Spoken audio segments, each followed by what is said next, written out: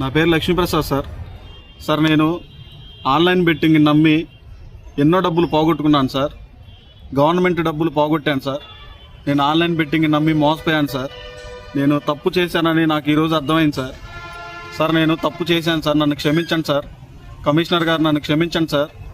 Sir నాకు ఒక నెల అవకాశం ఇస్తే నేను ఆ డబ్బులు ఎలాగైనా సరే మా అమ్మ మా నాన్న బతిలాడుకొని నేను తెచ్చి కట్టగలను సార్. నాకు ఒక అవకాశం ఇవ్వండి సార్. ఈరోజు నేను చేసిన తప్పు వల్ల నా భార్య పిల్లలు మేమంతా రోడ్డు మీద పడి ఉన్నాం సార్. పిల్లలు 2 రోజుల నుంచి ఏం తినలేదు సార్. ఎన్నో ఇబ్బందులు పడుతున్నాం సార్. సార్ నాకు ఒక నెల అవకాశం ఇప్పించండి సార్. నేను తప్పు తెలుసుకున్నాను సార్. ఈసారి మళ్ళీ రిపీట్ చేయండి సార్. నాకు ఒక్క అవకాశం ఇవ్వండి సార్. కమిషనర్ గారు సార్, కలెక్టర్ సార్, ఒక్క అవకాశం ఇప్పించండి సార్ నాకు. సార్ నేను ఒక నెల నాకు సమయం ఇస్తే నేను ఆ డబ్బులు మొత్తం రిటర్న్ చేస్తాను సార్. రెండోసారి జరగదు సార్ ఈ తప్పు.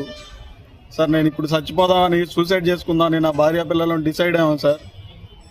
సార్ క్షమించండి సార్ మమ్మల్ని.